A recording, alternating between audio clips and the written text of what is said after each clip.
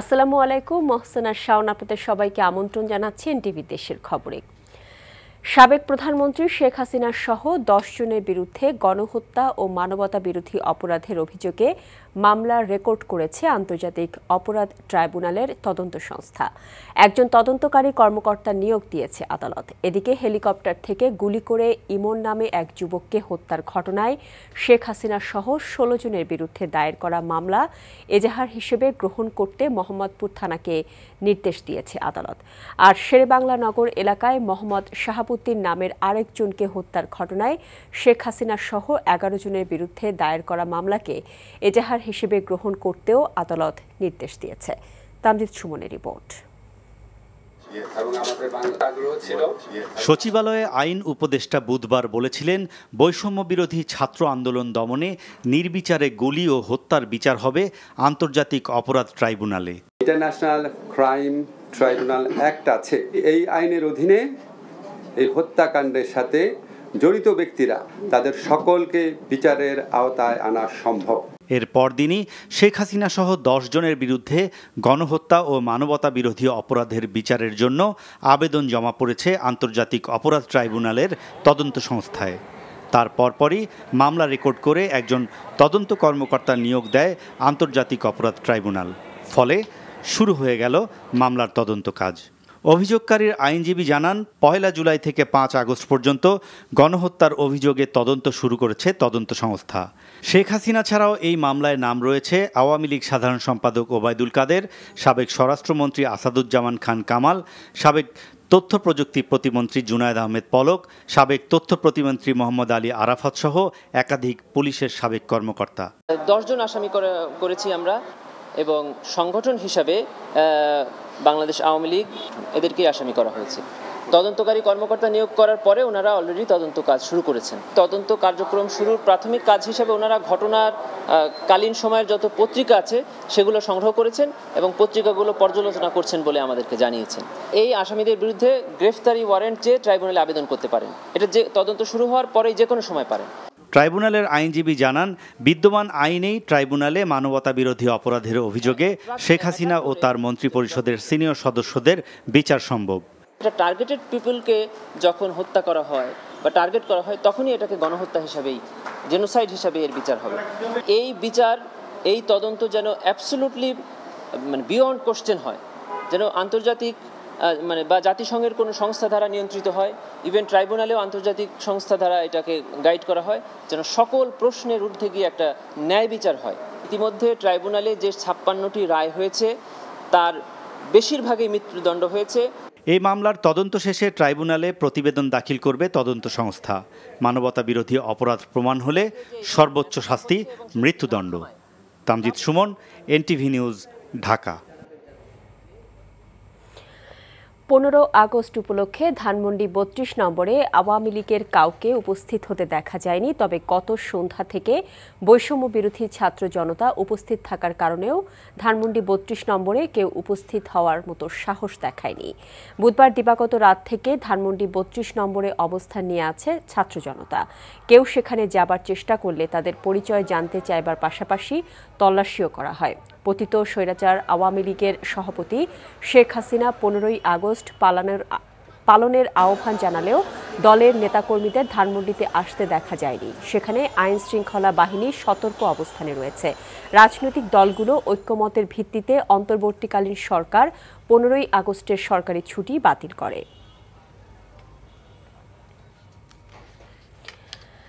ছাত্র জনতার গণ অভ্যুত্থানের মাধ্যমে যে পরিবর্তন এসেছে তার দিকে যদি কেউ একটা আঙুলও তুলতে চায়, তবে সেই আঙুল ভেঙে দেওয়া হবে বলে হুঁশিয়ারি করে দিয়েছেন বৈষম্য বিরোধী ছাত্র আন্দোলনের সমন্বয়ক সার্জিস আলম। 15 আগস্টকে কেন্দ্র করে সব ধরনের ষড়যন্ত্র রুখে দিতে শাহবাগে অনুষ্ঠিত বৈষম্য বিরোধী ছাত্র আন্দোলনের অবস্থান কর্মসূচিতে রাখা বক্তব্যে তিনি এমন হুঁশিয়ারি দেন। আজ সকাল 11টার পর থেকে ঢাকা বিশ্ববিদ্যালয় সহ বিভিন্ন বিশ্ববিদ্যালয়ের শিক্ষার্থীরা শাহবাগে এসে জড়ো হয়। জাতীয় জাদুঘরের সামনে অবস্থান নিয়ে শেখ হাসিনার বিচার সহ বিভিন্ন দাবিতে স্লোগান দেয় তারা। সমাবেশে যোগ দিয়ে বৈষম্য বিরোধী ছাত্র আন্দোলনের সমন্বয়ক সার্জিস আলম ষড়যন্ত্রের কোনো চেষ্টা চেষ্টা না করতে আওয়ামী লীগ নেতাকর্মীদের হুঁশিয়ারি দেন। জুলাই গণহত্যা, সংখ্যালঘুদের ওপর হামলার বিচার সহ দ্রুত ৪ দফা বাস্তবায়নের দাবিও জানায় এই আন্দোলনের নেতারা।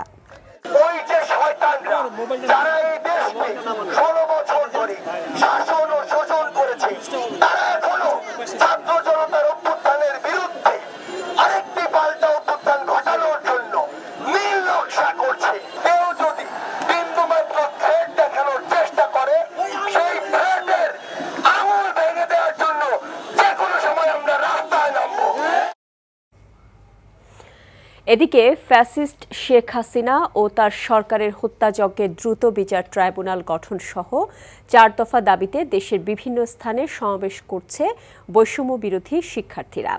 চট্টগ্রামে সকাল থেকে নগরীর নিউ মার্কেট এলাকায় অবস্থান কর্মসূচি সমাবেশ পালন করছে শিক্ষার্থীরা। সমাবেশে বক্তারা শেখ হাসিনাকে দেশে ফিরিয়ে এনে গণহত্যার দায়ে মানবতা বিরোধী ট্রাইব্যুনালে বিচারের দাবি জানান। বৈষম্য বিরোধী আন্দোলন চলাকালে ছাত্র জনতাকে গুলি করে হত্যার প্রতিবাদ এবং দ্রুত বিচার দাবিতে রাজশাহীতে সাহেববাজার এলাকায় অবস্থান কর্মসূচি পালন করেছে ছাত্র জনতা। রেজিস্ট্যান্স উইক পালন এবং গণহত্যার বিচার সহ নানা দাবিতে বরিশালে মহাসড়ক অবরোধ করে বিক্ষোভ করেছে বৈষম্য বিরোধী ছাত্র আন্দোলন। এছাড়া রাজবাড়ী, জয়পুরহাট সহ অন্য সব জেলাতেও বিক্ষোভ মিছিল এবং অবস্থান কর্মসূচি পালন করেছে বৈষম্য বিরোধী ছাত্র আন্দোলনের শিক্ষার্থীরা।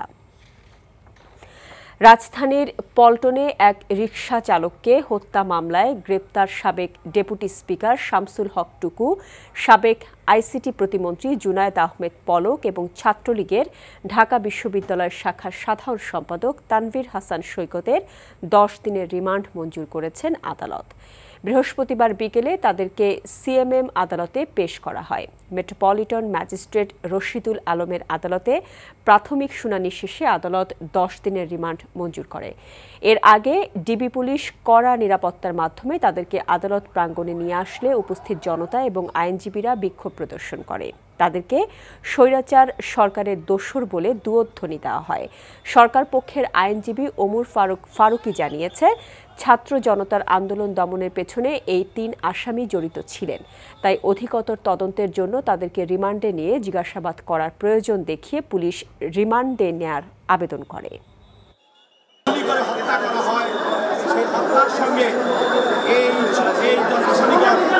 সরাসরি এবং পরোক্ষভাবে তারা জড়িত। এই মামলায় তদন্তকারী কর্মকর্তা আসামিদেরকে হাজির করে দর্শককে একটি রিমান্ড পিটিশন দাখিল করে। এই রিমান্ড পিটিশনের আসামির পক্ষে আইনজীবী ছিলেন, তিনিও তাদের জামিনের প্রার্থনা করেন এবং এই রিমান্ড দরখাস্তের বিরোধিতা করেন। আদালত দুপক্ষের শুনানির পর আসামিদেরকে 10 দিনের রিমান্ড। সিএমএম আদালতে আছেন সহকর্মী কায়কোবাদ মাহমুদ। আমরা এখন সরাসরি যাচ্ছি তার কাছে। কায়কোবাদ, আদালত প্রাঙ্গণের পরিবেশ পরিস্থিতি কেমন দেখছেন আমাদের জানাবেন।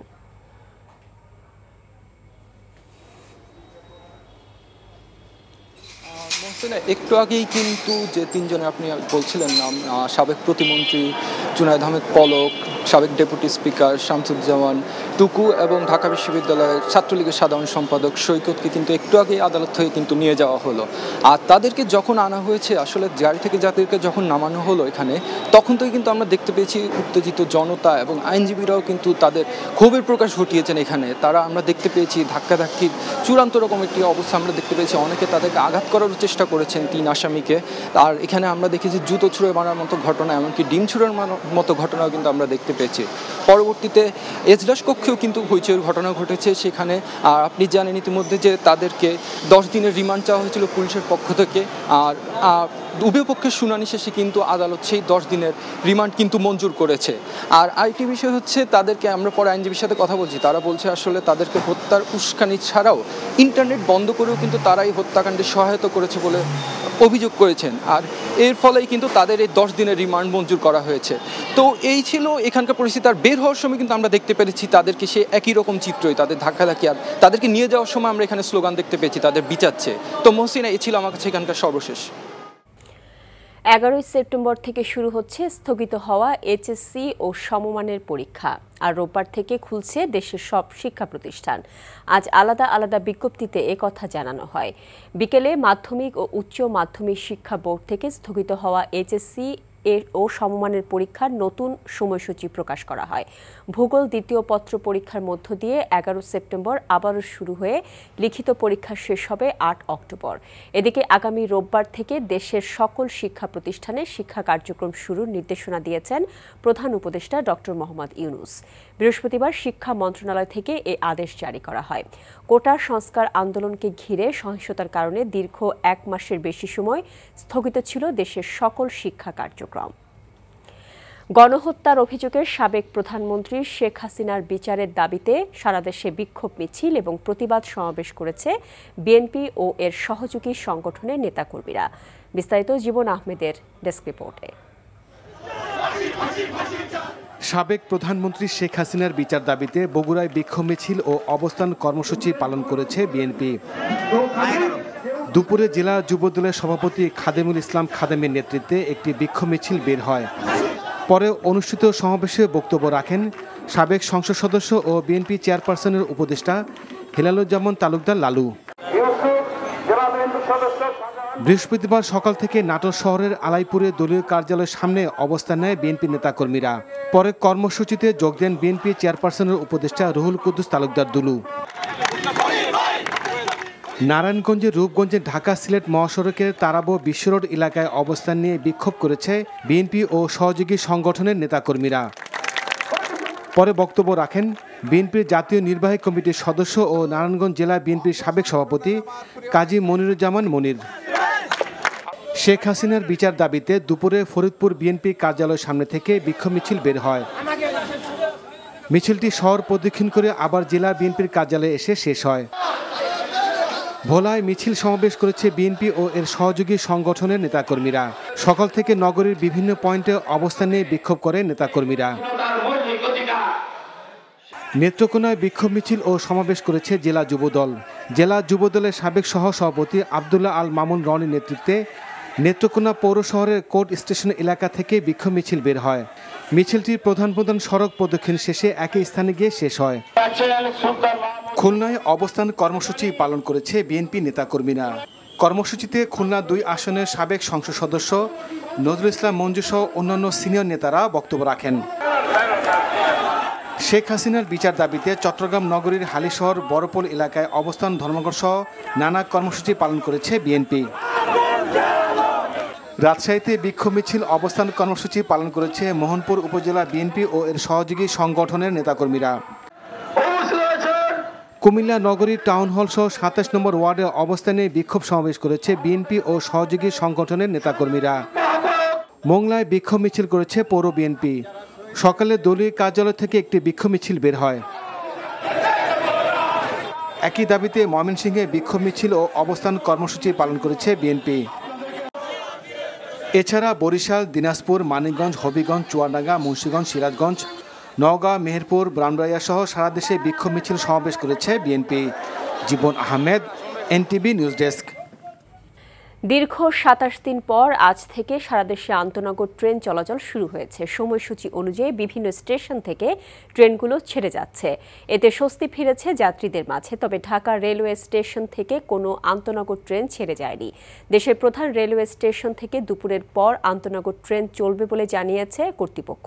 সকাল থেকে স্বাভাবিক নিয়মে চলছে ঢাকা নারায়ণগঞ্জ ট্রেন চলাচল। ঢাকা চট্টগ্রাম, ঢাকা ময়মনসিংহ, ঢাকা রাজশাহী যাত্রীবাহী আন্তনগর ট্রেন সহ সকল ধরনের ট্রেন চলাচল শুরু করেছে।